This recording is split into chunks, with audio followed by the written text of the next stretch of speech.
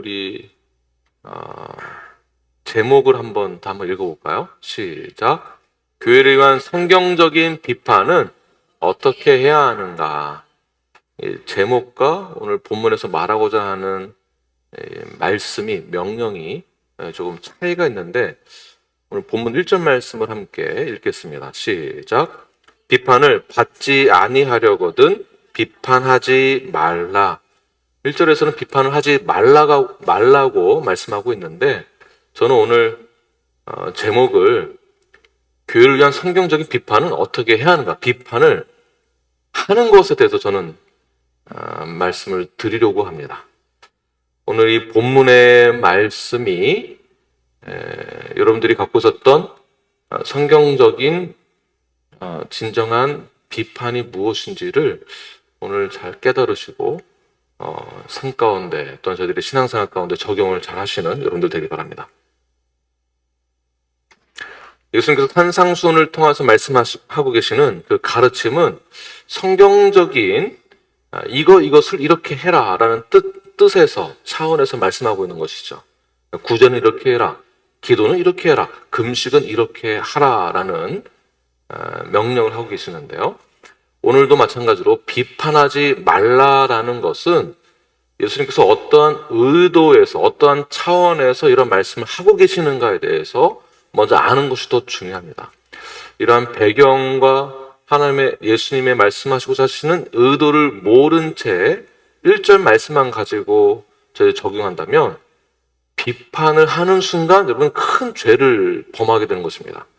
비판을 하는 순간 그 모든 화살이 다시 나에게 돌아오게 된다라고 해석을 하게 되는 것이죠.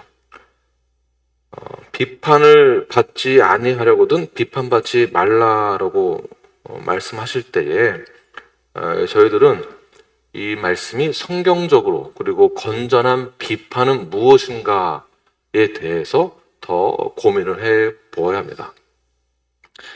근데 보통 우리들은 1절 말씀을 가지고 언제 어떻게 적용을 하는가? 2절 말씀을 함께 읽겠습니다. 시작. 너희가 비판하는 그 비판으로 너희가 비판을 받을 것이요 너희가 헤아리는 그 헤아림으로 너희가 헤아림을 받을 것이라. 내가 비판받을 일이 생겼을 때, 어떠한 잘못이 있었을 때 누군가가 나를 비판하려고 하면 그제서야 1절과 2절 말씀을 딱 보여주면서 나 비판하면 안 돼, 또는 내가 너무 고상한 척 하느라고 남이 비판하는 것을 보고 있을 때에 그때 그에게 찾아가서 비판하면 안 되지, 성경에서 비판하지 말라고 했는데, 이렇게 적용을 많이 하죠.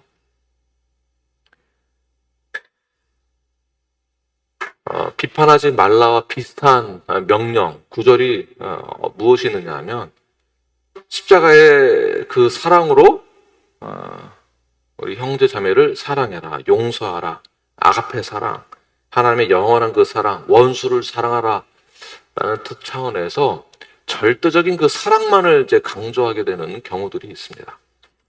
물론 하나님의 사랑, 아가페의 사랑은 절대적인 것입니다. 절대적인 것입니다. 그러나 그 사랑이 우리가 어떻게 실천을 해야 하는가에 대해서는 깊이 생각을 안 해본 것 같습니다. 그러다 보니까 비판을 받아야 될, 죄에 대한 대가를 치러야 할 그 대상을 보고서도 그 죄에 대해서는 보지 못하고 절대적인 사랑을 먼저 세운다든지, 은혜와 사랑, 비판하지 말라라는 이 말씀을 먼저 저희들이 내세우는 것을 보게 되죠. 비판한다라는 것은 신중하게 분별한다라는 뜻이 있습니다. 신중하게 분별한다라는 것은 우리에게 절대적으로 필요한 것이죠. 성도로서 죄에 대해서는 저희들이 철저하게 분별을 할 줄 알아야 한다는 것입니다. 왜 그럴까요? 분별을 해야만 회개의 자리로 인도할 수 있기 때문에 그렇습니다. 그래서 제가 오늘 이 본문에서 사용하는 이 단어, 비판과 분별을 제가 혼용해서 사용하도록 하겠습니다. 우리가 죄에 대한 것을 분별하기 위하여서는 비판적인 사고가 반드시 필요합니다. 다시 말해서 비판적인 사고 역시 분별력 역시 하나님이 주신 것입니다. 사고력이나 분별력이나 성경을 바로 이해하고 해석하기 위해서는 사고력이 필요하겠죠. 분별력이 필요합니다. 또는 영적인 분별력이라고 해도 좋을 것 같습니다. 자, 이것을 저는 이렇게 표현하고 싶습니다. 하나님 주신 지혜다. 비판하는 것, 분별하는 것, 사고력을 갖는 것, 이성적인 것, 이 모든 것이 하나님이 주신 지혜다라고 볼 수 있습니다. 우리는 이 성경 말씀을 우리가 받은 온전한 그 지혜를 가지고 하나님 말씀을 잘 이해해야 합니다. 그러니까 잘 분별해야 합니다. 이것이 성령의 역사이기도 합니다. 분별하는 것, 지혜를 가지고 복음을 잘 전달하고 말하고 성경적인 비판을 하는 것, 성령이 주신 지혜이며 역사예요. 성령의 일하심이기도 합니다. 우리가 비판하지 말라고 해서 비판 또는 판단을 하지 않는다면 어찌 성도가 성화를 이뤄나갈 수 있겠습니까?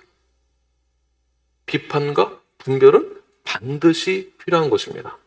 비판과 분별이 없다면 어찌 세상 사람들을 죄에서 구원할 수 있겠습니까? 죄를 어떻게 분별할 수 있겠습니까? 그러한 차원에서 비판과 분별, 지혜와 사고력 굉장히 중요한 것입니다. 그러나 우리는 지금까지 비판적인 사고를 가지고 있는 사람들, 비판하는 사람들에 대해서는 어떠한 평가를 했냐 하면 비판하고 판단하는 자들은 교회 연합을 깨는 자들이다. 교회 하나됨을 깨는 자들이다 라고 생각을 했었습니다. 왜 그럴까요? 오늘 본문의 1절과 2절 말씀 때문에 그렇습니다. 그래서 남을 비판하는 것, 그래서 굉장히 천스럽고 천하며 교회의 하나됨을 방해하는 자. 사실 그렇게 비판하는 자들을 우리가 교회의 하나됨을 깨는 자라고 판단하고 있잖아요. 이미 이것은 비판하게 된 것이죠. 비판하지 않으려고 하지만 나도 모르게 비판하게 됩니다. 벌써 판단하게 되잖아요. 우리가 비판하지 말라라는 이 말씀에 대해서 우리가 받아들였다면 사실은 비판을 하지 말아야 됩니다. 그런데 나도 모르게 비판을 하게 되는 상황이 언제 생기십니까? 감정적인 것을 일단 제외하고 교회 안에서 성도의 교제 가운데서 성도들이 올바른 행동을 하지 못할 때 어떤 생각이 드나요? 성도들이 교회 안에서 욕설을 하고 성도들이 교회 안에서 싸움을 하고 욕을 할 때 여러분 어떤 생각이 드나요? 바로 어떻게 성도가 저럴 수 있지? 어떻게 믿는 자가 저럴 수 있지? 어떻게 목사가 저럴 수 있지? 여러분 비판하십니까? 안 하십니까? 네, 바로 비판하게 되죠. 그런 순간 여러분도 죄를 짓게 됐다라는 거죠. 그러나 성도로서 성도의 역할을 또는 성도로서 성도의 의무와 책임을 성도로서 성도가 죄를 범하는 것에 대해서 어찌 우리가 비판을 하지 않을 수 있겠습니까?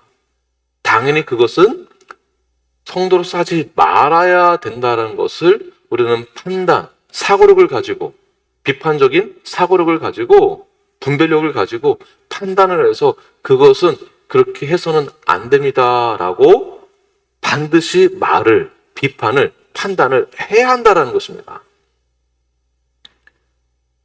성도로서 너무 과격한 언행을 하는 분들이 이 안에 있다고 한다면 여러분은 어떻게 하시겠습니까?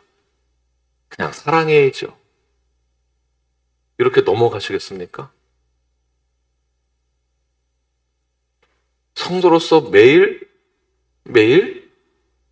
괴로운 나머지 술을 마시면서 내 몸을 해하고 있고 성도로서 술을 너무 마심으로 매일 술을 마심으로 중독이 되어서 온전한 성화를 이루지 못하는 성도가 있다고 한다면 그 성도를 우리는 그냥 사랑으로 받아들이고 은혜롭게 넘어가야지라고 말씀하시겠습니까? 이게 그렇게 안 된다라는 거죠. 그런데 왜 예수님은 비판하지 말라고 하는 것일까요? 왜? 어떠한 차원에서 어떠한 기준으로 비판하지 말라고 하는 것일까요? 성경의 본질, 비판하지 말라고 했을 때 성경의 본질적인 것, 훈계의 본질과 상관없이 우리는 비판하지 말라라는 것을 성도로서 비장의 카드로, 히든 카드로 하나씩은 다 가지고 있으면서 누가 나를 비판하려고 할 때에 우리는 그때 이 카드를 딱 드러내죠. 성경에서 비판하지 말라고 했으니까 나 비판하지 마.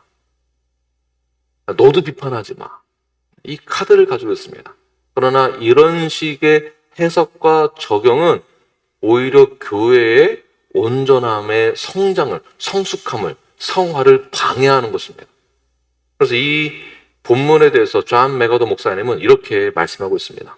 이 구절은 신자들이 다른 사람의 그 어떤 것도 절대로 평가하거나 비난해서는 안 된다고 잘못 해석되어 왔다. 지금 우리 시대는 절대적인 것을 거부한다.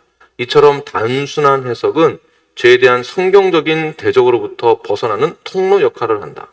교회의 권징이나 심판에 대한 인식 또한 흐려졌다. 이는 결국 사람들을 권고나 징계로부터 분리하는 역할을 한다. 무엇이요? 비판하지 말라라고 하는 잘못된 적용이.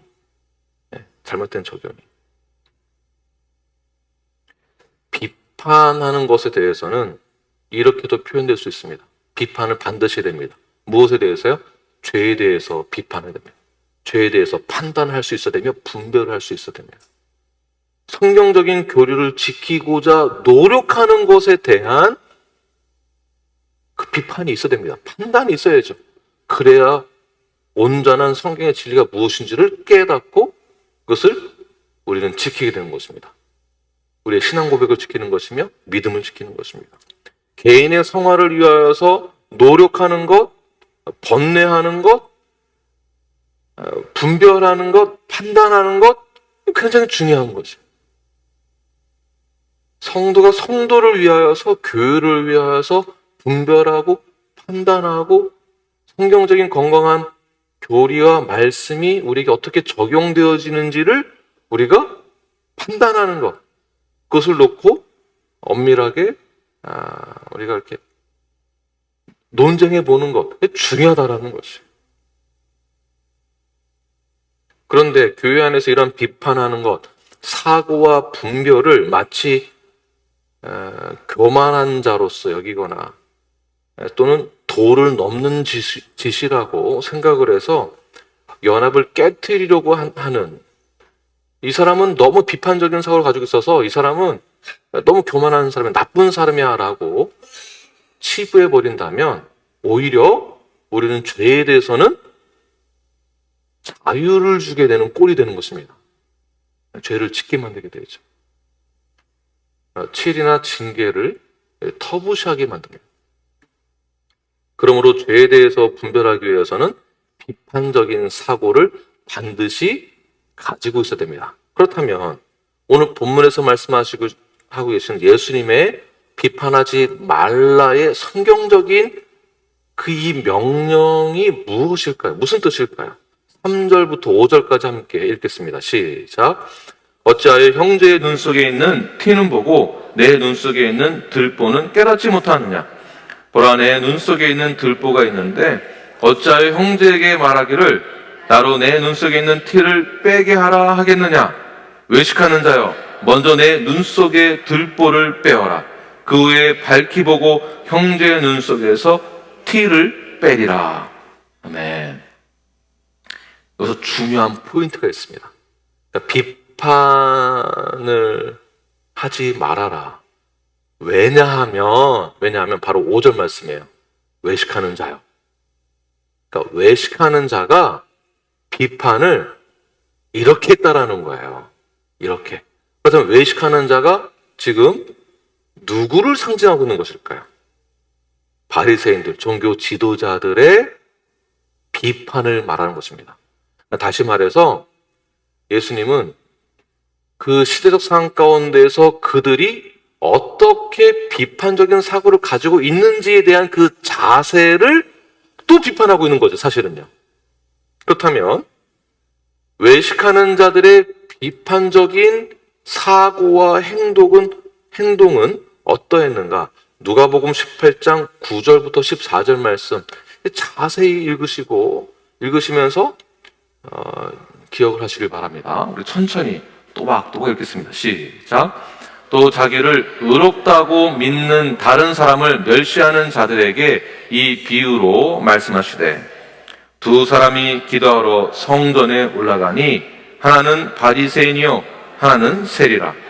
바리새인은 서서 따로 기도하여 이르되, 하나님이여, 나는 다른 사람들 곧 토색, 불의, 간음을 하는 자들과 같지 아니하고 이 세리와도 같지 아니함을 감사하나이다. 여기까지 읽겠습니다. 자, 바리새인과 세리가 성전에 기도하러 올라갔는데 바리새인이 어떻게 기도했다고요? 하나님 참 감사합니다. 나는 저런 죄인들 같은 세리 같은 자들처럼 나는 아무것도 죄를 범하지 않았습니다. 그래서 감사합니다. 나는 죄가 없습니다. 나는 저 사람과 같지 않습니다. 라고 말하고 있는 거예요. 자, 12절부터 읽겠습니다. 시작. 나는 일에 2번씩 금식하고 또 소득의 11조를 드리나이다 하고, 세리는 멀리 서서 감히 눈을 들어 하늘을 쳐다보지도 못하고 다만 가슴을 치며 이르되, 하나님이여 불쌍히 여기소서, 나는 죄인으로소이다 하였느니라. 내가 너희에게 이르노니 이에 저 바리새인이 아니고 이 사람이 의롭다 하심을 받고 그의 집으로 내려갔느니라. 무릇 자기를 높이는 자는 낮아지고 자기를 낮추는 자는 높아지리라 하시니라. 아멘. 보십시오. 바리새인은 자기는 스스로 의로운 자다, 나는 죄가 없다라고 말하고 있고, 세리는 뭐라고 기도합니까? 나는 죄인입니다. 나는 지극히 죄인입니다. 자, 반대로 보면 바리새인은 나는 죄가 없는 사람입니다. 그러니까 나는 의로운 사람입니다. 그래서 예수님 뭐라고 말씀하십니까? 자기를 높이는 자는 낮아지게 될 것이다. 단순히 이 교만함만을 말하는 것이 아닙니다. 자, 이 누가복음의 말씀과 오늘 본문의 말씀을 잘 융화시켜서 해석을 다시 해본다면, 종교 지도자들은 스스로 죄가 없다라고 말하는 자들이에요. 나는 의로운 자다. 너희들은 죄가 많은 자들이고 나는 의로운 자다. 자, 그러한 차원에서 위선자들이며 이기적인 자들이고 그들은 외식하는 자들인 거예요. 자, 나는 스스로 의롭다, 나는 죄가 없다라고 말하는 자들의 외식함은 어떻게 발전되어지는가? 나는 죄가 없고 나는 거룩한 자다. 그러므로 나는 정죄받을 것이 없고 반대로 너는 정죄받을 것이 많다. 자, 이것이 더 발전되면 어떻게 되는가? 나는 거룩한 자고 완전한 자이기 때문에 내가 너를 정죄할 수 있고, 내가 마치 심판자가 되어서 너의 죄를 판단할 수 있는 자가 되었다라는 교만함에 빠지게 되는 것입니다. 이 말은 내가 심판자다라는 뜻이에요. 그러니까 내가 심판자로서 남을 비판, 정죄, 판단하는 것은 인간이 할 수 있는 일이 아닌 거죠. 하나님은, 예수님은 바로 종교 지도자들, 바리새인들의 이러한 외식함에 대해서 이런 식으로 비판하지 말라라고 말씀하시는 거예요. 이런 식으로 하지 말아라.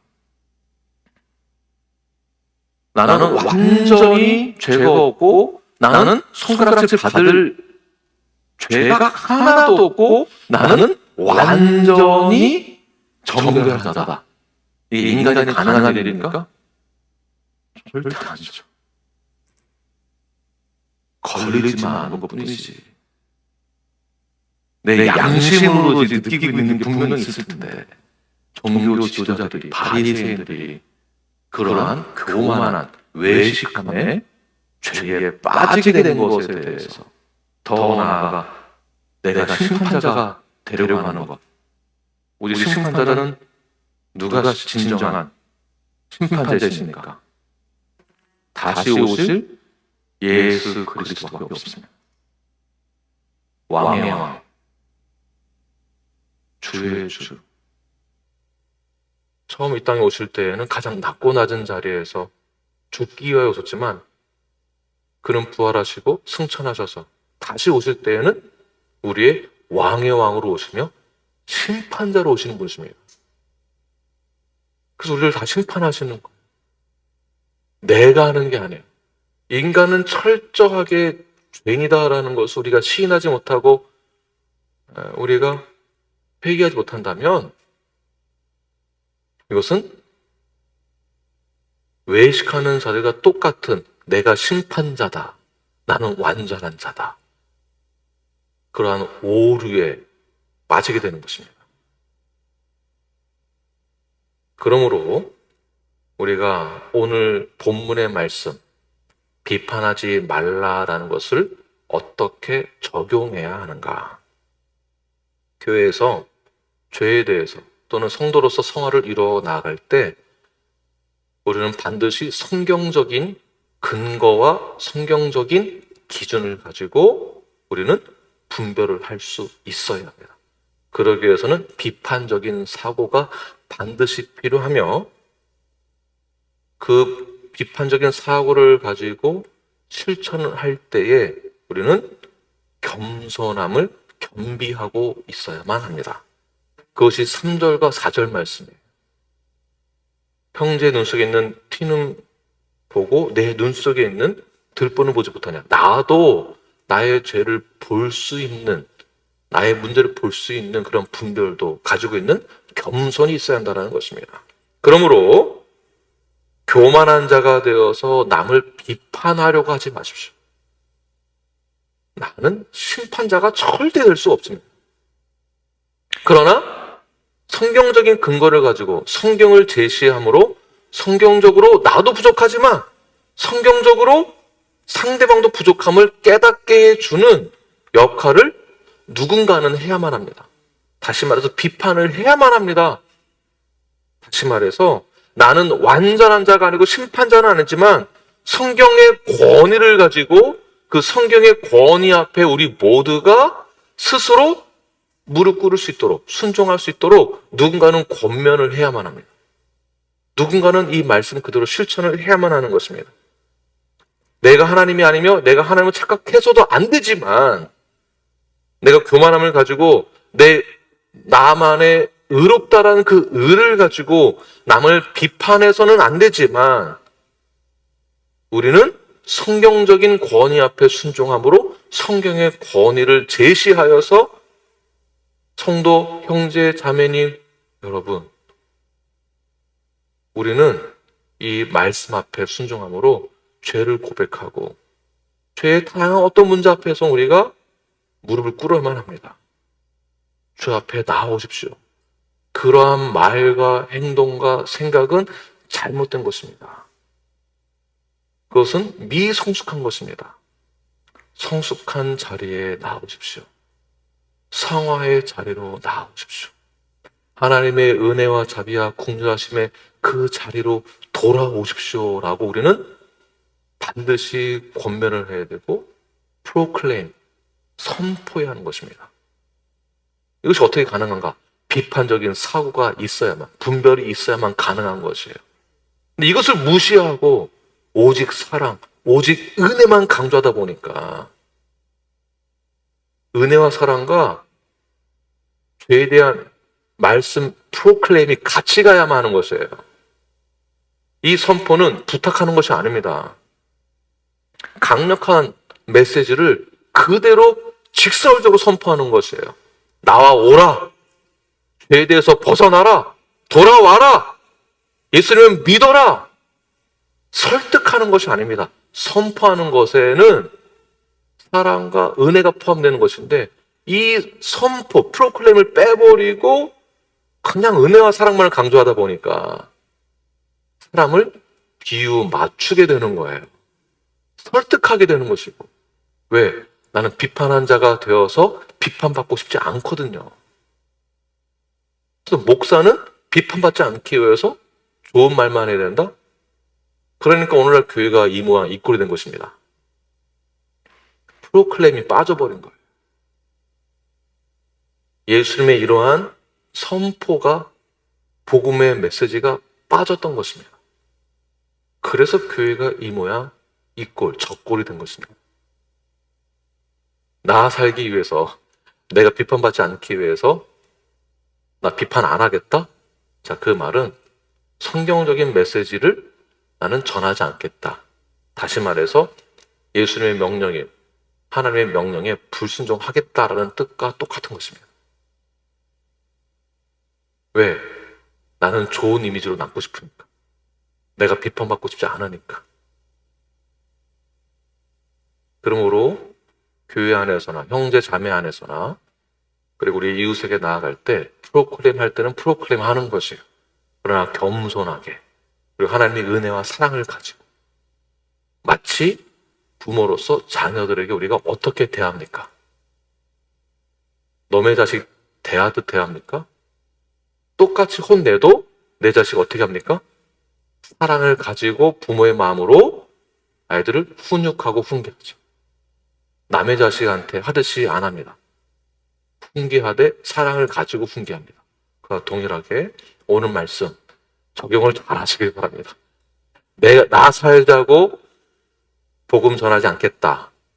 프로클레임을 하지 않겠다라고 생각하지 마십시오. 성경적인 비판을 해야 할 때에는 반드시 선포해야만 합니다. 어떻게요? 교만하지 않고 사랑과 은혜를 가지고 국률한 마음으로 오늘 말씀을 그렇게 실천하시고 적용하시는 저 여러분이 되길 간절히 축원합니다.